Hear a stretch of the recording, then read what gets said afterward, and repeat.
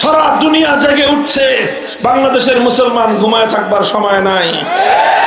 ইনশাআল্লাহ আগামীর বাংলাদেশ হবে ইসলামের বাংলাদেশ, আগামীর বাংলাদেশ হবে খেলাফতের বাংলাদেশ।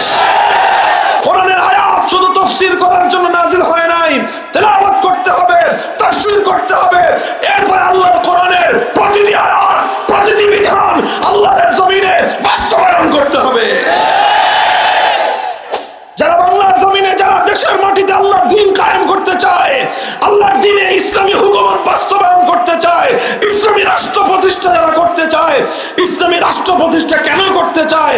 নিজেরা রাষ্ট্রপতি হওয়ার জন্য নয়, নিজেরা মন্ত্রী হওয়ার জন্য নয়, নিজেরা ক্ষমতার হালুয়ারুটি ভাগ বাটোয়ারা করবার জন্য নয়। যারা সত্যিকার অর্থে ইসলামী রাজনীতি করে তাদের উদ্দেশ্য একটাই, একটা ভূখণ্ড হবে, যে ভূখণ্ডে আইন চলবে আল কোরআনের, সংবিধান হবে আল্লাহর কোরআন।